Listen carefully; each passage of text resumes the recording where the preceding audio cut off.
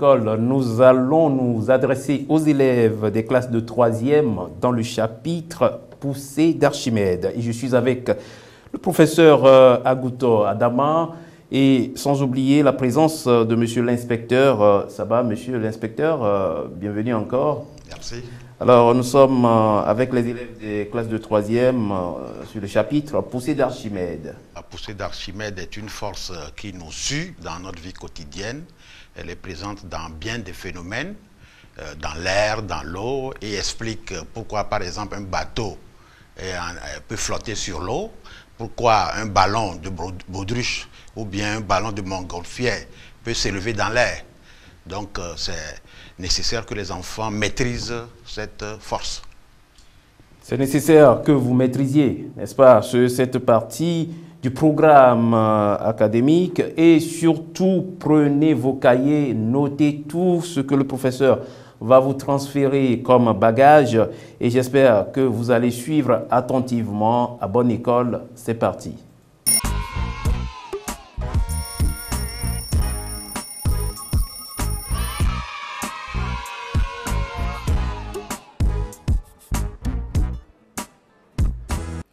Bonjour chers élèves de la classe de 3e. On m'appelle Agouto Adama Kossi. Je suis chargé de cours de physique, chimie et technologie au premier cycle du secondaire. Comme vous le savez, nous vivons une période de confinement où vous, en tant qu'élève, vous ne devez pas vous lasser de fouiller vos cahiers, c'est-à-dire de lire régulièrement le cours et de faire de sérieuses révisions. Puisque nous ne sommes qu'à une suspension de cours qui incessamment reprendront et vous ferez face à l'examen. Eh bien, ce matin, nous allons faire une révision en physique sur le chapitre « La poussée d'Archimède ». Eh bien, la révision va porter sur le calcul de la poussée d'Archimède dans un liquide. Alors, je vous invite à avoir un cahier et un stylo pour écrire et pour s'essayer dans l'exercice. Et donc, à la fin de cette révision, à la fin de cette séquence, tu dois être capable de bien utiliser la formule de la poussée d'Archimède selon le principe pour calculer la valeur de la poussée d'Archimède subie par un corps dans un liquide et d'autres valeurs. Nous parlons de la poussée d'Archimède subie par un corps lorsque le corps est immergé dans un fluide. Nous entendons par fluide un liquide ou un gaz. Et la poussée d'Archimède, en fait, c'est cette force qu'exerce un liquide sur un corps qui y est immergé. Et donc, c'est une force qui s'oppose au poids du corps immergé. Et dans la présente séquence, nous allons apprendre donc à déterminer cette valeur. Et cette détermination, nous allons la faire de manière expérimentale, dont nous avons le protocole devant nous. Nous allons immerger une masse marquée accrochée à un dynamomètre dans l'eau d'une éprouvette graduée où nous allons lire le poids à l'immersion. Nous prendrons soin de lire également le poids avant immersion. Et donc, au niveau de l'éprouvette, nous allons lire le niveau du liquide dans l'éprouvette avant et après l'immersion. Et donc, nous allons passer à l'expérience.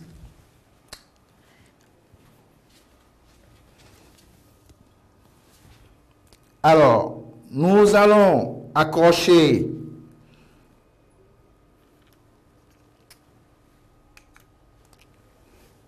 la masse marquée au dynamomètre. Donc, au départ, nous voyons bien que l'aiguille du dynamomètre marque 0. Et donc, on accroche la masse marquée et le dynamomètre nous indique 2 newtons. Alors, l'éprouvette, le liquide dans l'éprouvette, le niveau est à 180 millilitres. Et donc, ensuite, nous allons immerger le solide, la masse marquée, dans le liquide. Et nous constatons que le dynamomètre nous indique 1,75 newtons.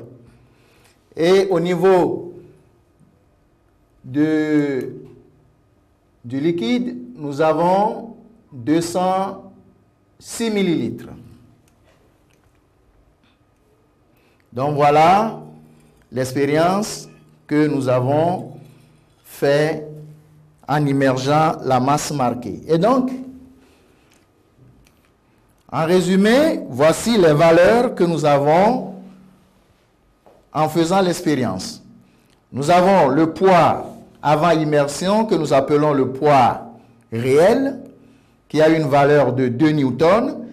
Nous avons le poids apparent, le poids à l'immersion que nous désignons par P', qui est égal à 1,75 newtons. Le niveau du liquide dans l'éprouvette graduée avant immersion, que nous nommons V1, est égal à 180 millilitres.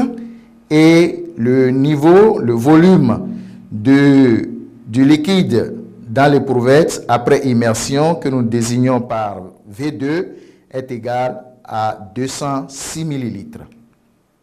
Nous allons maintenant exploiter ces valeurs. Et d'abord, nous allons, à partir de la formule de la classe de 4e, calculer la poussée d'Archimède, puisque nous connaissons le poids réel et le poids apparent. Et ensuite, on va essayer de déterminer le poids du liquide déplacé, parce que lorsque nous avons immergé la masse marquée, le niveau du liquide s'est déplacé de 180 millilitres à 206 millilitres. Donc, on peut calculer le poids du liquide déplacé. Ah donc, nous commençons par le calcul de la poussée d'Archimède. Et donc, pour ceux qui ignorent encore, oublient encore cette formule, la voici, PA égale à P moins P'. Connaissant les valeurs données par l'expérience, nous posons l'application numérique et nous trouvons PA égale à 0,25 newtons. Nous passons maintenant au calcul du poids du liquide déplacé. Tout d'abord, nous allons calculer le volume du liquide déplacé par la simple formule de la classe de 6e, connaissant le volume initial et le volume final. Il suffit de soustraire le volume initial du volume final et vous trouvez la valeur du volume du liquide déplacé.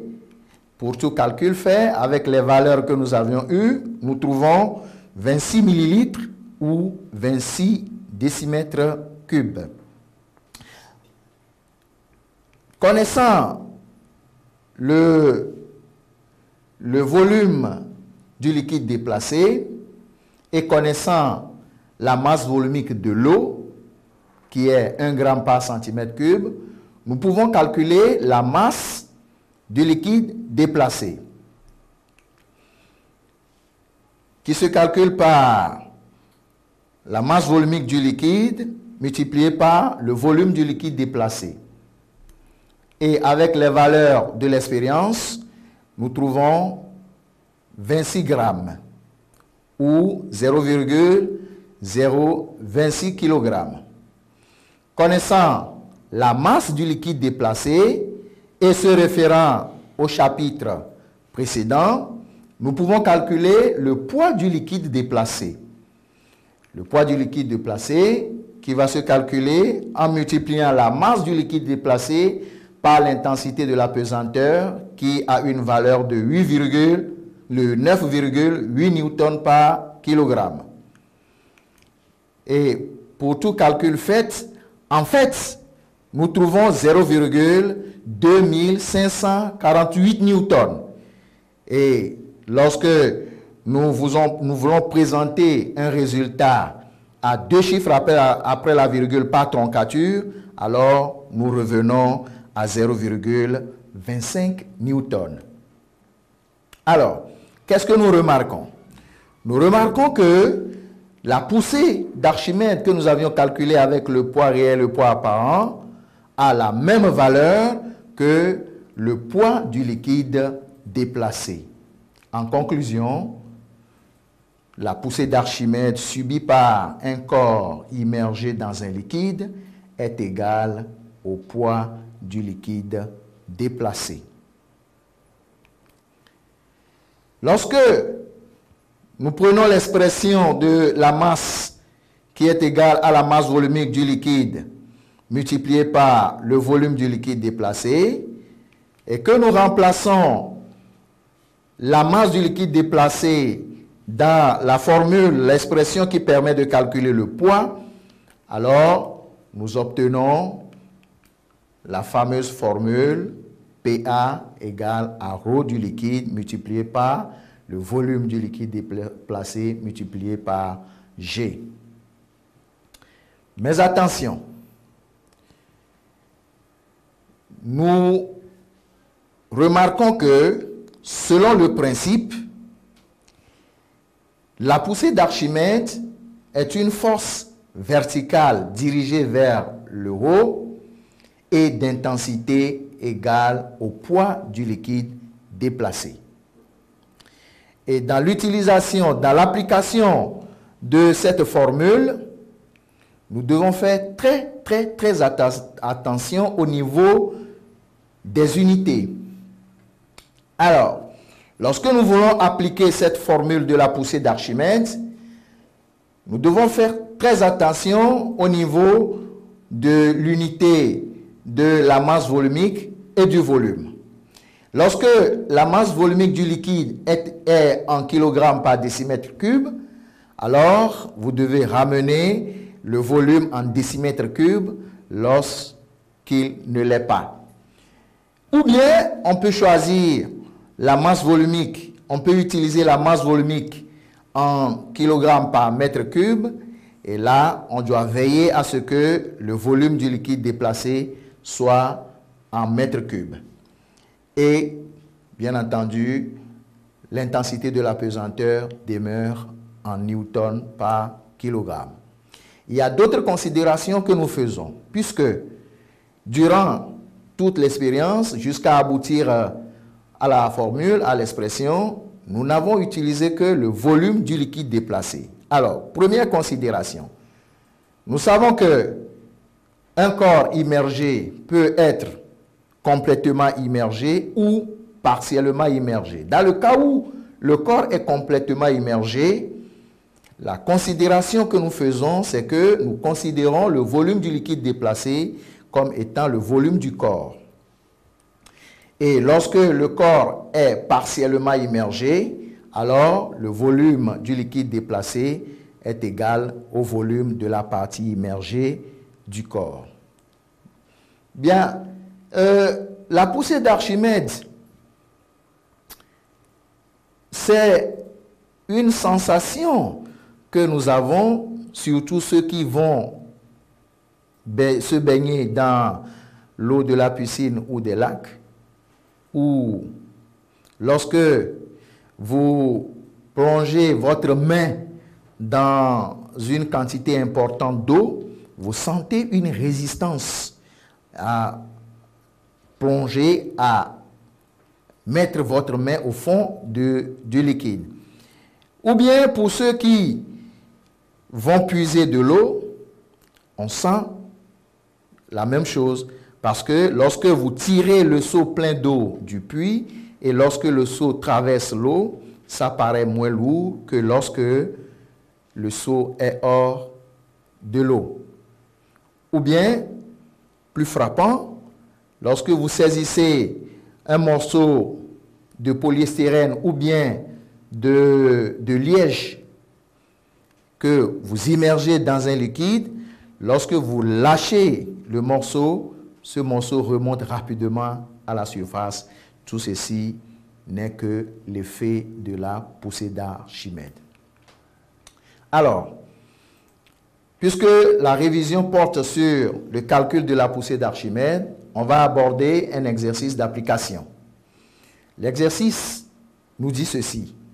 Immergé dans un liquide de masse volumique 0,9 g par centimètre cube, un morceau de rocher déplace 2,7 décimètres cubes de ce liquide. L'intensité de la pesanteur en ce lieu étant 9,8 newtons par kilogramme, on te demande de calculer la valeur de la poussée d'Archimède exercée par le liquide sur ce rocher.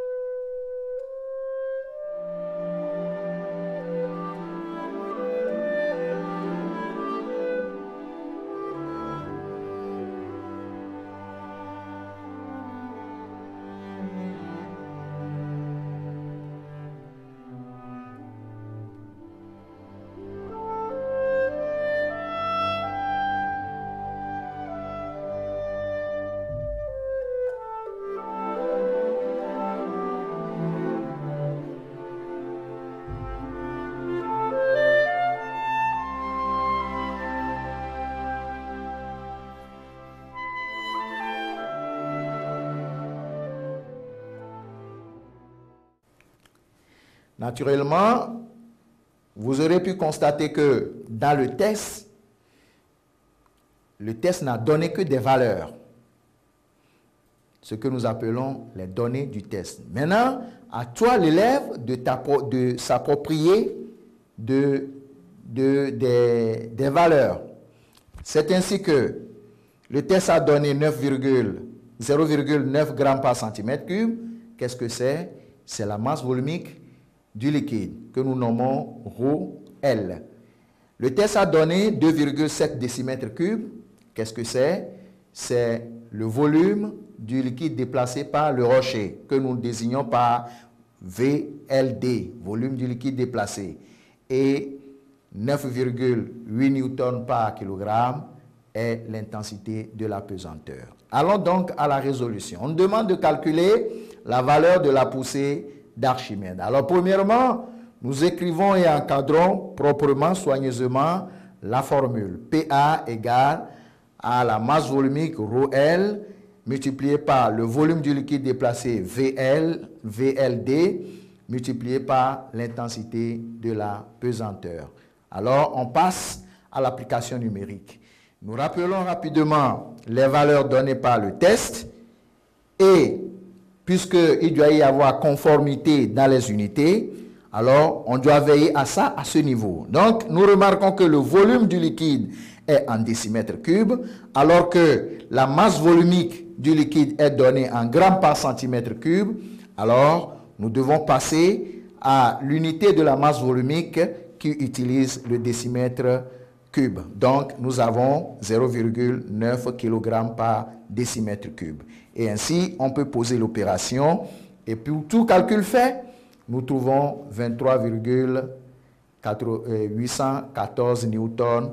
Et lorsque nous nous arrêtons à deux chiffres après la virgule, ça nous fait alors 23,81 newtons. C'est un résultat par troncature. À la prochaine séance, nous allons vous parler des caractéristiques et de la représentation de la poussée d'Archimède, puisque nous venons de dire que c'est un exemple de force.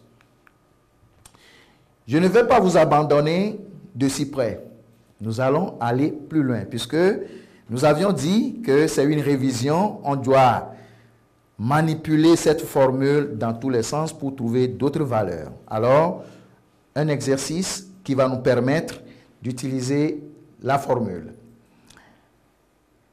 L'exercice dit ceci. Un solide homogène a un poids de 10 newtons. En petit a, On vous demande de calculer la masse de ce solide en un lieu où l'intensité de la pesanteur vaut G égale à 10 newtons par kilogramme. En petit b, on suspend ce solide à un dynamomètre, puis on le plonge dans l'eau. Le dynamomètre indique alors 6 newtons. On demande de calculer la masse volumique du solide. La masse volumique du solide en kilogrammes par mètre cube et en grammes par centimètre cube. En petit c, on plonge maintenant le solide, toujours suspendu au dynamomètre, dans de l'alcool. L'indication du dynamomètre devient alors 6,72 newtons. Et là, on nous demande de déterminer la masse volumique de l'alcool, c'est-à-dire la masse volumique du liquide d'immersion. Et donc, nous allons essayer de manipuler cette expression de la poussée d'Archimède pour trouver ces réponses. Eh bien,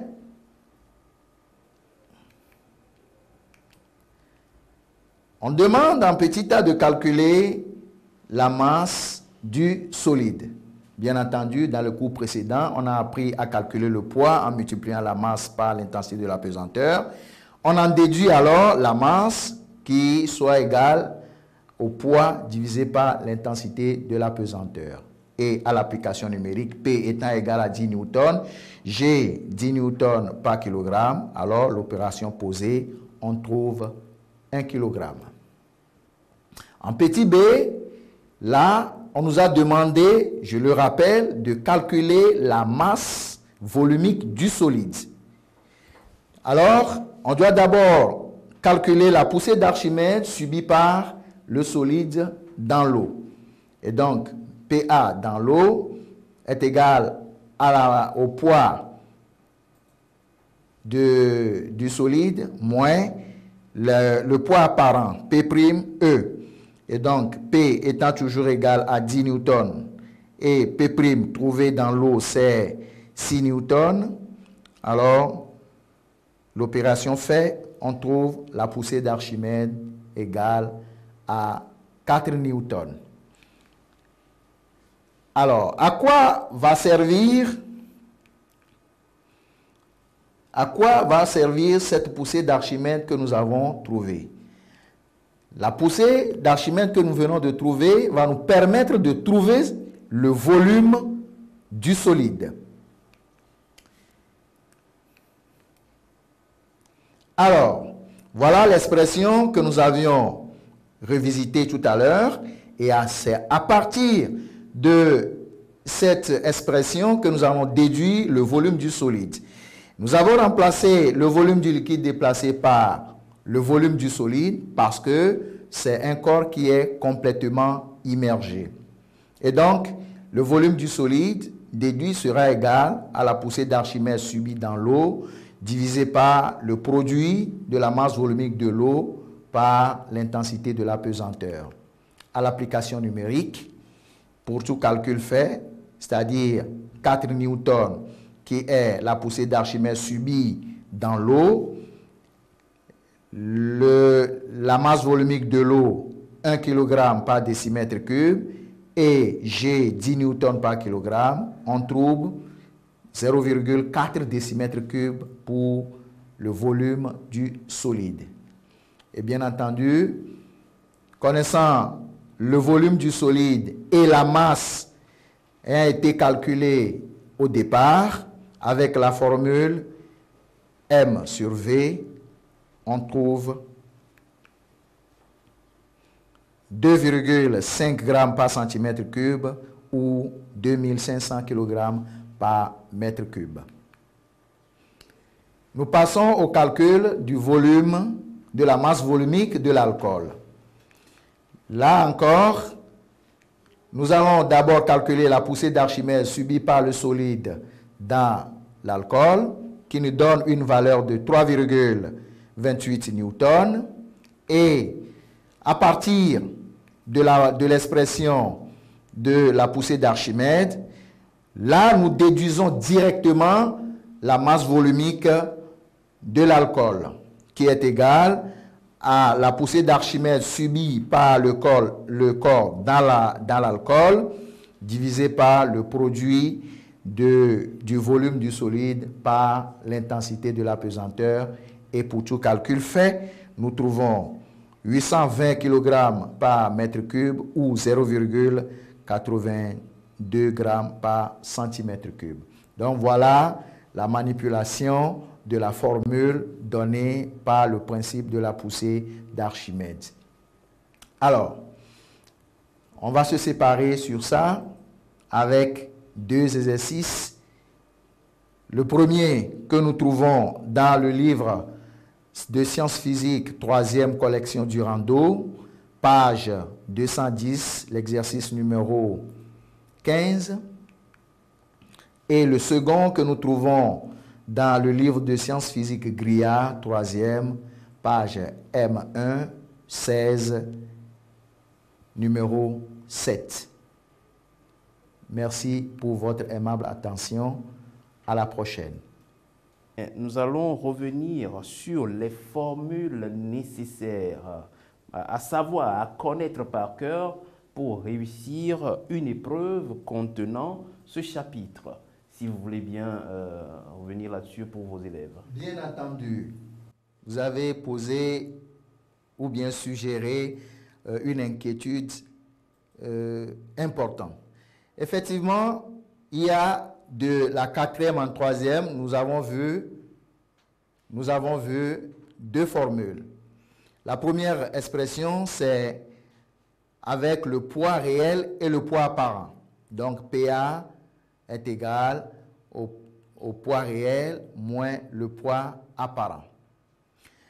Mais en 3e, cette formule est donnée par le principe de la poussée d'Archimède qui nous dit que la poussée est égale au poids du liquide déplacé. Et donc, là, on voit que la poussée d'Archimède est maintenant en fonction de la masse volumique du liquide d'immersion et du volume du liquide déplacé et G. Et donc, le problème qui se pose sur l'utilisation, l'application de cette formule, je l'avais dit tantôt, c'est la concordance au niveau des unités sur la masse volumique et le volume. Donc, c'est très important que l'élève fasse très attention.